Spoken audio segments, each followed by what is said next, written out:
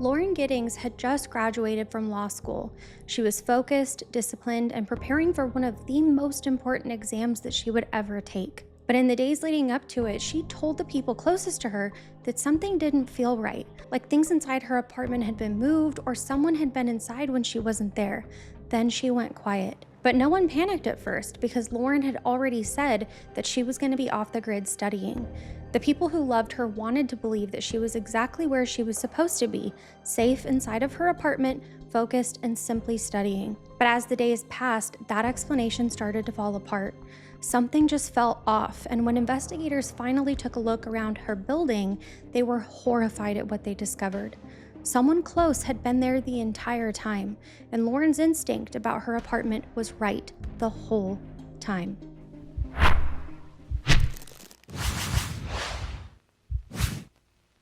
Welcome to the True Crime Nurse, everybody. My name is Kat, and I'm a registered nurse who loves all things nursing and true crime. Don't forget to subscribe and ring the bell before you go. All right, my friends, let's get started on today's case. Lauren Teresa Giddings was born on April 18, 1984, in Tacoma Park, Maryland, to her parents, William and Karen Giddings. She was the oldest and had two younger sisters named Caitlin and Sarah, and she carried that firstborn energy with her everywhere. Lauren was organized, driven, and the one who set the standard, but stayed around to help everybody else reach it too, in true big sister fashion. Her sister Caitlin said that Lauren hadn't fully come into herself until college. In high school, she was more quiet and reserved, but something unlocked in her as soon as she got out into the real world. She became loud and fun and fully present in whatever room she was in. She had this contagious energy that people felt immediately. Her classmates said that she was infectious in the best way. Whatever Lauren had, the warmth, the enthusiasm, the genuine interest in other people, it spread to everybody around her. Lauren completed her undergrad degree at Agnes Scott College in Decatur, Georgia. She was drawn to law, structure, arguments, and its capacity to be a tool for justice in the right hands. In 2008, she moved to Macon, Georgia to attend Mercer University School of Law, which is one of the state's most respected law schools. This should tell us how intelligent and hardworking she was. She settled into the law school community quickly, and she was exactly where she had always dreamt of being someday. By the time she was finishing her law school years, Lauren was serving as president of Mercer's chapter of the Federalist Society. This was a prominent law student organization that focused on legal philosophy and policy debate. You don't get elected president of anything without being the kind of person that people trust and want to follow. So this makes so much sense when we apply how everyone in her life described her. She was also a member of her community church, an avid runner, and a devoted dog mom to Butterbean, her little dog that she brought with her everywhere that she was allowed to bring him. She also had a boyfriend named David, who was an Atlanta-based attorney, and she'd made so many friends. So she had this beautiful, large support system there. In May of 2011, Lauren graduated from Mercer University School of Law. She was 27 years old at the time, and her whole life was opening up in front of her. She actually planned to become a public defender because she decided that she wanted to stand next to the people that had nothing, because she wanted to make sure that the system didn't crush them in the process of them trying to get justice. That tells you something essential about who she was. She could have chosen an easier path, but she chose a meaningful one. After graduation, Lauren stayed in Macon. The Georgia bar exam was scheduled for late July 2011, and she had a ton of studying to do. She moved back into her apartment at Barrister's Hall at this time. This was a small 8-unit complex at 1058 Georgia Avenue, directly across the street from the school. She settled in for a few weeks and then focused on preparing for the hardest exam that she would ever take. She told her family and her friends that she was going to go off the grid, that she needed to concentrate, and that they should not expect to hear from her. She was busy and trying to stay focused. This is very normal for anyone that's had to take any type of board or licensing exam. These are incredibly challenging and require weeks or months to prepare. Around this same time, Lauren had just returned from her sister Caitlin's wedding in Maryland just a few days earlier. She was happy and healthy, but she did not know that her next-door neighbor had been watching her live out her daily life. That man was Stephen Mark McDaniel. McDaniel had moved into a unit just across the way from Lauren in the fall of that same year. So for nearly 3 years, they shared a hallway. They would walk past each other's door every single day. He heard her, watched for her, and he paid attention to all of her routines.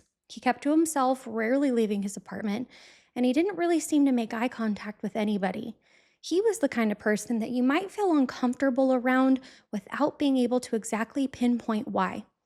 McDaniel was part of the same Federalist Society chapter as Lauren, and he served as the vice president. Now remember, she was the president, so this gave them a way to officially meet and continue connecting and a reason for them to talk.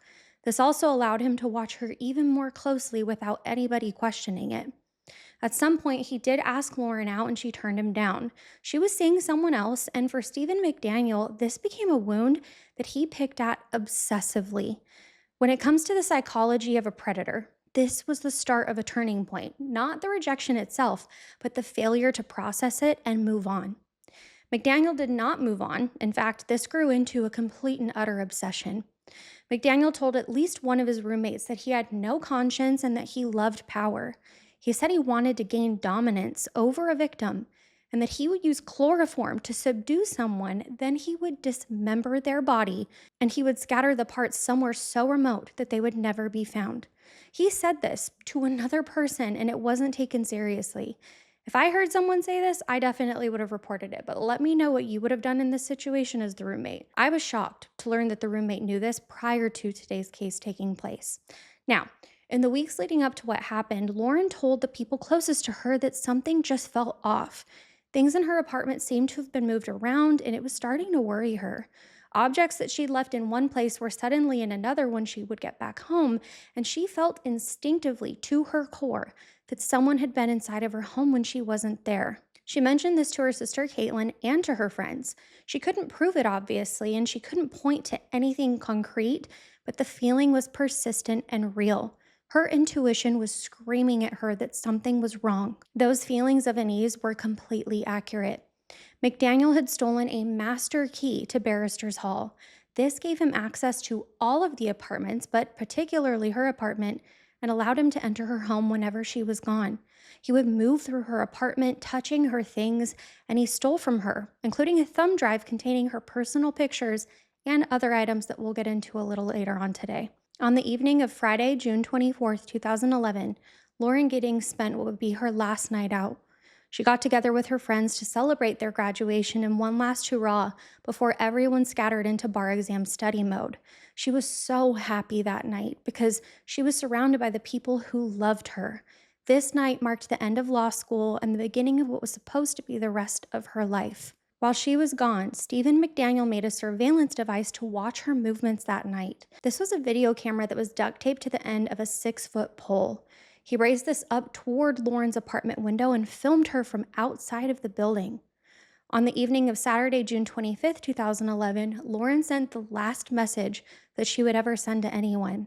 This was an email that she sent to her boyfriend, David, who was on a golf trip in California at the time. In her email, she told him that something had been bothering her. She thought that someone had been trying to break into her apartment on the night of Thursday, June 23rd. She heard something strange and it just felt wrong. She mentioned it, but then she also kind of downplayed it too. Unfortunately, we sometimes downplay our protective instincts out of fear, and she wrote that it was probably just the neighborhood hoodlums. She didn't call the police, though, or even ask David to come back earlier. She just stayed there. She had no way of knowing that the actual person who tried to break in on June 23rd was not a random criminal at all. It was the man next door. Now remember, Lauren had let everyone close to her know that she was going to be going off the grid to study for her exam. So when people had started to reach out to her after the 25th with calls and texts going unanswered, the people who loved her just assumed she was doing exactly what she said she'd be doing. They gave her space. But by June 29th, the silence had gone on for far too long. Lauren's sister Caitlin had arrived back home from her honeymoon, and she realized that she hadn't heard from Lauren since they were texting on June 24th. She reached out to Lauren's friends, and they hadn't heard from her either. Her friends checked, and her car was still in the parking lot, so at this point, everyone started to worry. A friend named Ashley Morehouse, who knew where a spare key had been kept, went to her apartment on the morning of June 30th with her boyfriend, and as soon as she walked inside, she found Lauren's purse, keys, laptop, books, and everything that should have been gone if she had left. Ashley immediately knew in her gut that something had to have happened to her, so she quickly called 911. That initial walkthrough that the police did of Lauren's apartment on the 30th was the start of a missing persons investigation, and it started out pretty calm at the beginning. The apartment seemed fairly put together, and nothing was too out of place or alarming at the time. McDaniel was actually present in the building during this initial police visit.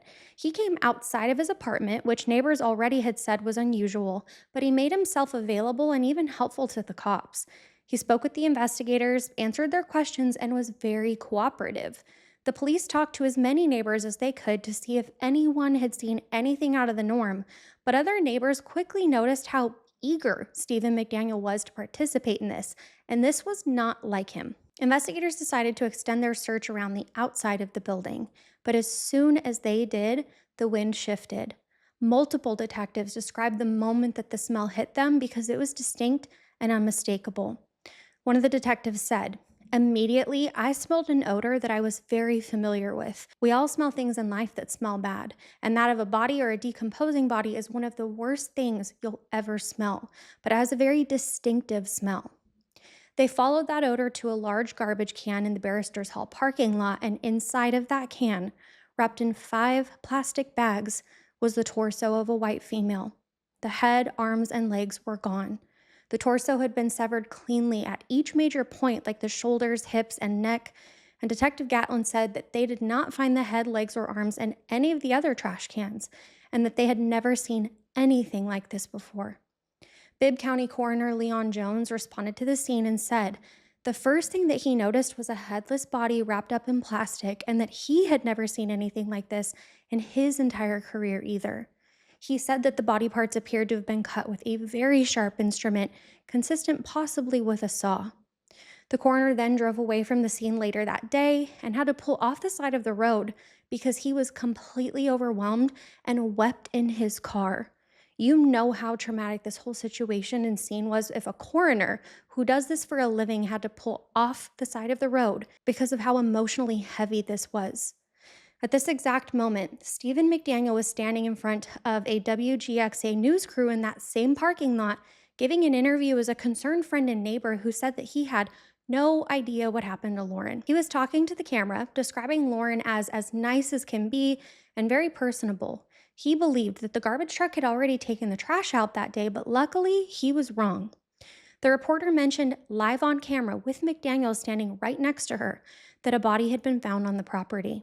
The camera caught everything. McDaniel's face went completely blank. The color drained from him and he said, "Body?" His voice broke and then he said, "I think I need to sit down." He sank toward the ground, visibly upset and in shock. At this point, Lauren's missing persons case had transitioned into a homicide investigation, so the police decided to go back up to her apartment and check things out again. They applied luminol to Lauren's bedroom and bathroom, but her bathroom glowed all over. The entire tub interior, from the drain up to within 2 inches of the rim, were positive. The walls glowed up to 4 feet in height, and the floor was glowing too. The space had obviously been cleaned, or at least attempted to be, but luminol found what the cleaning could not erase. They also noticed scrape and saw marks inside of the bathtub, and the police said that these were consistent with the marks that would be left behind from a hacksaw or another sharp weapon being used to dismember her body. This further confirmed that Lauren's bathroom was the primary crime scene in this case. But before we continue on, though, I do want to spend a little time talking about the autopsy. Bibb County Coroner Leon Jones conducted the autopsy, and he's the same coroner that arrived on scene when she was found. DNA testing confirmed that the remains did in fact belong to Lauren, and her family was beyond devastated by this news. They were equally horrified when they found out about the condition of her remains. Nobody can be prepared to hear news like that. Because Lauren's torso was the only part of her that had been found, and because it was in an advanced state of decomposition, by the time it was examined, the formal official cause of death was listed as missing head and limbs. However, we know from a confession that we're going to get later on in today's video that Lauren Giddings was actually killed by manual strangulation with the killer's bare hands. Now, an admission wasn't going to change the autopsy results. Lauren's head, arms, and legs have still never been found. Manual strangulation is one of the most up-close, intimate forms of killing. The perpetrator has to be up close in direct physical contact with their victim. It is absolutely terrifying for the victim to experience this, and like we've talked about in other cases, it takes a lot of time. And during that time, the victim is fully conscious and aware of what's going on and fighting with everything in their body to survive. Strangulation kills through a combination of factors, but the predominant one is cerebral hypoxia or lack of oxygen to the brain. This is caused by compression to the neck and airway. The carotid arteries, which we know run along both sides of the neck, supply the majority of oxygenated blood to the brain.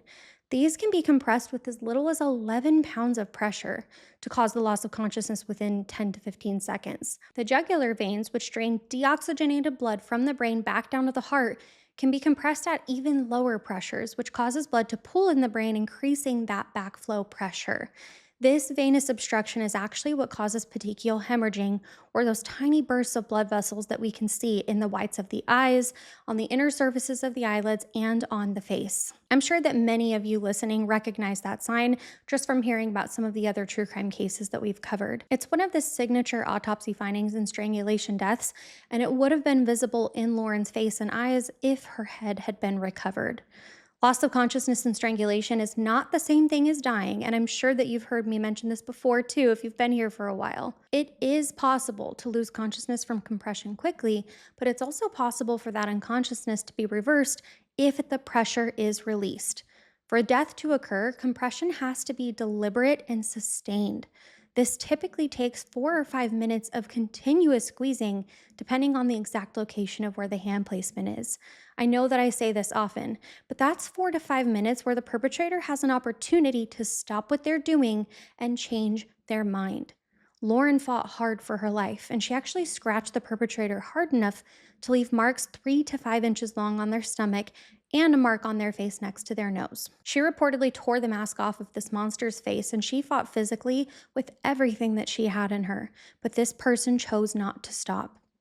Now, to get back to the investigation, following the discovery of the torso and the luminol results, all investigative attention immediately shifted to Stephen McDaniel.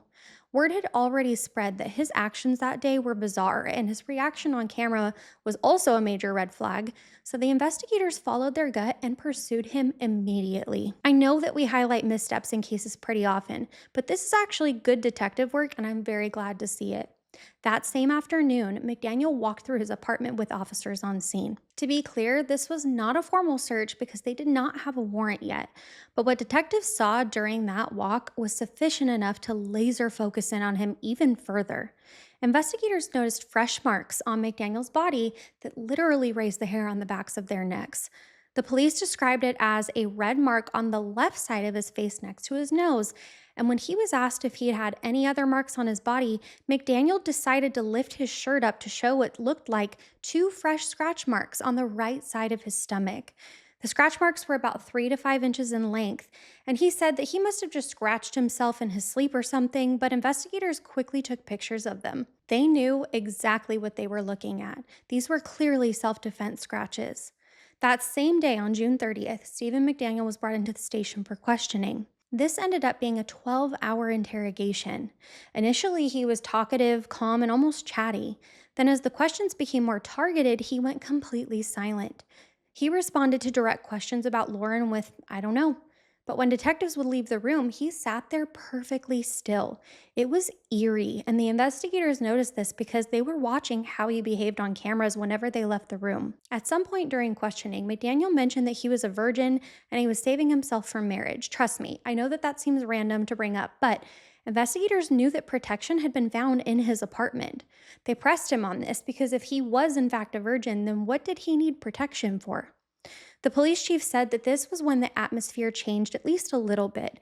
He got quiet again, and then McDaniel confessed, not to murder, but for stealing from 2 of their neighbors' apartments. He said that he stole the condoms from each of them. I know, it doesn't seem like much of a confession, but it was enough.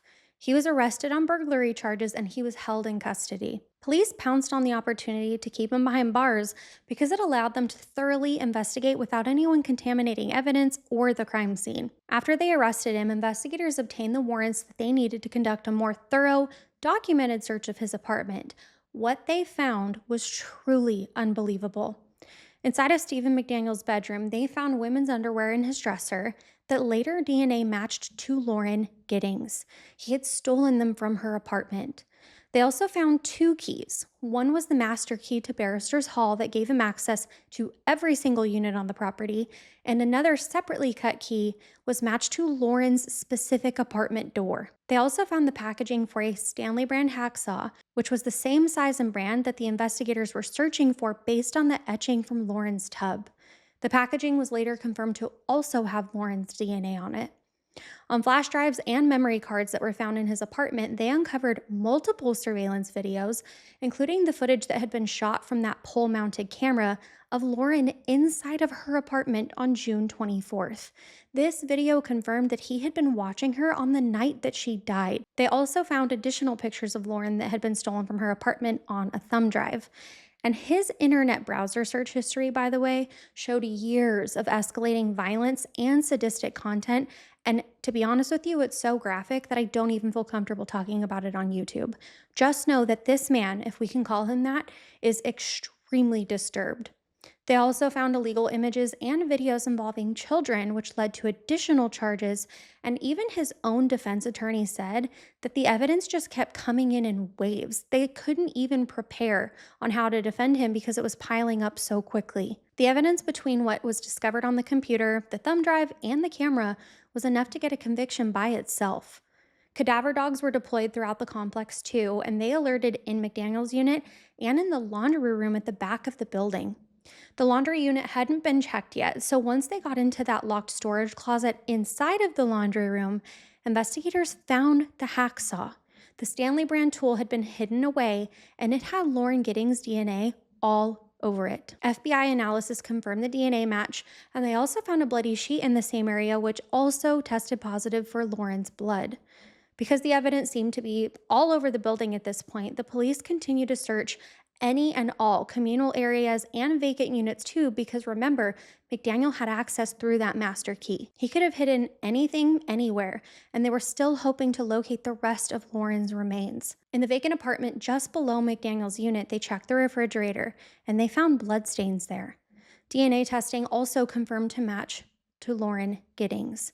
He had stored portions of her body in that empty refrigerator while he figured out what he was going to do with the rest of her.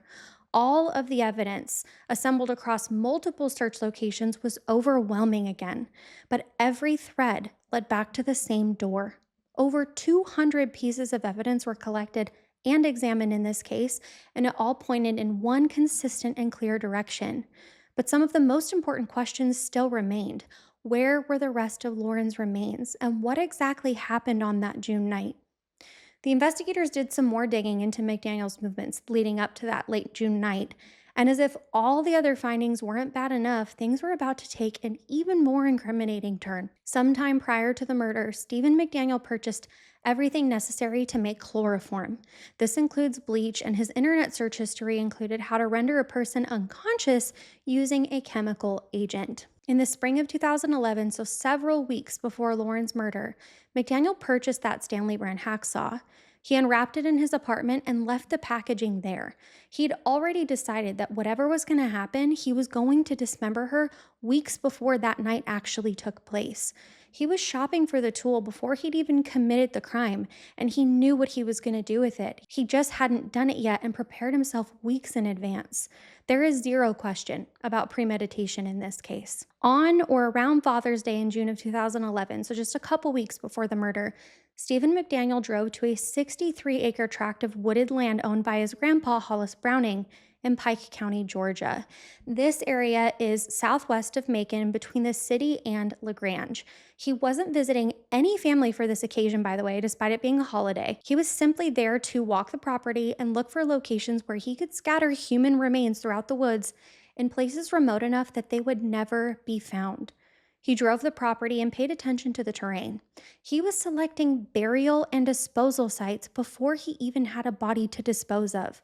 He'd already decided that Lauren was the target, that he would kill her, what he would do with her, and that he needed a place in rural Georgia wilderness to scatter what remained of her. He is sick. The woods in Pike County is where this sadistic man decided that would be. On June 23rd, 2011, so just days before the murder, surveillance cameras at a Walmart in Macon captured Stephen McDaniel in the sporting goods section looking at boat anchors.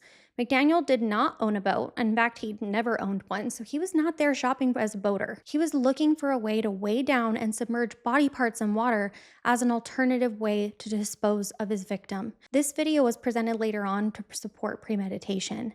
And in case you're wondering how we can say what his thoughts or intentions were, just wait. About a month after Lauren's remains were found, on August 2nd, 2011, Stephen Mark McDaniel was finally charged with first-degree murder in the death of Lauren Teresa Giddings. He was also charged with 7 counts of sexual exploitation of the youth and 1 count of burglary. McDaniel initially pleaded not guilty, and he attempted at different points to represent himself, but he was eventually represented by defense attorney Frank Hogue. For nearly 3 years, he kept up that charade that he was not guilty. The death penalty was on the table here because Georgia is a death penalty state, and this was the exact kind of case that the death penalty would go for. It's premeditated, brutal, and involved the dismemberment and disposal of a victim's remains. District Attorney David Cook sought the death penalty pretty aggressively, but he was concerned that they needed even more evidence. The death penalty is very difficult to give out, and for good reason. His worry, though, was that the case, as powerful as it was, rested heavily on circumstantial evidence, but he needed more. I was a little surprised that he said this, given the fact that it seems that there's tons of evidence. Let me know if that surprised you too. Computer forensics work done by the Georgia Bureau of Investigations continued to dig through McDaniel's phone and computer in the months and years between the arrest and trial, and new evidence kept on surfacing. It seemed like every day the case got progressively worse for Stephen McDaniel, and his attorney made sure to communicate that to him. In April 2014, so just 1 week before his trial was finally scheduled to start, Stephen McDaniel accepted a plea deal. He pleaded guilty to murder. The terms required him to provide a detailed written account of exactly what he'd done in a handwritten confession. In exchange, he would receive a life sentence instead of the death penalty. The judge dismissed the additional charges of burglary and exploitation too. This dismissal was the hardest pill for everyone to swallow because many felt that the charges on exploiting the kids were completely unrelated and equally horrifying in certain ways. Let me know what you think about this. I'm going to share with you now what Stephen McDaniel wrote in his confession, and just prepare yourselves because it is truly disturbing and gruesome. At 4:30 in the morning on Sunday, June 26th, Stephen McDaniel put on a mask to cover his face. He put on gloves and then picked up the master key and the duplicate key cut specifically for Lauren's door. He walked from his unit to hers and unlocked the door, but Lauren had a burglar bar that was propped up against it for additional safety. This is a security bar that adds a layer of protection to prevent this exact situation from happening. McDaniel had already looked into this specific security device on his computer, though. He looked up how it worked and how to break in despite it being up. He had seen it in her apartment before, so he knew that it was an obstacle that he was probably going to have to get past. In the darkness of her apartment, wearing his mask and gloves, he quietly disarmed the bar using the techniques that he had learned online and then let himself in. The apartment was quiet. Lauren was asleep in her bed, and McDaniel was standing there watching her as she slept. Then he moved toward the bed and the floor creaked. This caused Lauren to sit up, and she was immediately startled. She saw a masked figure in her bedroom in the middle of the night, and she didn't scream or freeze. According to his own written words, she looked right at him and said, "Get the F out." She was already fighting. Her mind and body were already moving into survival mode and reading the situation. She didn't beg or scream for help. She simply told him to leave. McDaniel leapt across the bed onto her, grabbed her by the throat, and he said they tumbled out of the bed onto the floor, and in a struggle to get away, she actually moved her legs and lower body under the bed, which prevented her from getting away or kicking him. She fought with everything that she had in her. In the struggle, Lauren managed to rip the mask from his face so that she could look right at him, and she immediately recognized her attacker. This was the man who had been her neighbor for 3 years, the man that she'd always been polite to, and the man that she turned down for a date. She then said, "Stephen, please stop." But he didn't. Stephen McDaniel had his hands around Lauren's throat, and he kept them there until she was dead. Again, Lauren had her lower body partly under the bed, so her ability to kick or push him off was severely limited. She did scratch at him, though, which is where those scratches on his nose and stomach came from. Then he proceeded to drag her body to the bathroom and he placed her in her own bathtub. He went back to his apartment and then he got on his computer and then he went to bed. He wasn't panicked or trying to flee because he felt that he developed a plan to get away with this. On the night of Monday, June 27th, Stephen McDaniel went back to Lauren's apartment. He brought the Stanley brand hacksaw with him that he'd purchased 3 weeks before. He went into the bathroom where her body was still in the tub and proceeded to dismember her. He used the vacant apartment below to temporarily store some portions of Lauren's remains in the fridge while he figured out what he was going to do next. He placed her torso and other remains in plastic bags, and he wrapped the torso specifically in 5 plastic bags. Her head, her arms, and her legs were transported to other dumpsters later on near the Mercer University campus, and her torso was placed in a flip-top trash can in the Barristers Hall parking lot. June 30th was garbage collection day, and McDaniel had counted on this. He truly believed that the trash would be empty long before anyone even realized that Lauren was gone. He knew that Lauren had already told her family that she'd be studying, so he sincerely believed that he thought of everything. He was wrong about the garbage truck, though, and he was also wrong about being smarter than everybody else in this case. That was the last of what he confessed to. Countless searches have been done in the hopes that he lied about scattering her remains, but those searches have still come back with nothing. Many of the detectives felt that they were not satisfied with this confession because he had a lot of time to prepare that letter, and they were certain that there were things that he'll never tell anyone. In fact, everybody felt this way. Lauren's own sisters said, "We don't really believe anything that Stephen McDaniel has said. I don't think that he's a very honest person. I think that he could make up a million stories in his head. He has a very vivid imagination." This written confession only tells us what he's willing to admit, but what he chose to leave out is something that Lauren's family may never fully know. Before sentencing, Lauren's parents, William and Karen Giddings, read a statement in open court. They looked right at the man who had taken their daughter's life and said, "He tried to extinguish Lauren's light with his darkness. He did not even come close." A friend of Lauren's looked right at him and said that he was the devil. Then Judge Howard Sims sentenced Stephen McDaniel to life in prison. He described this crime as truly evil, and McDaniel will not be eligible for parole until 30 years from the date of his plea. Since then, he remains incarcerated at the Hancock State Prison in Hancock County, Georgia.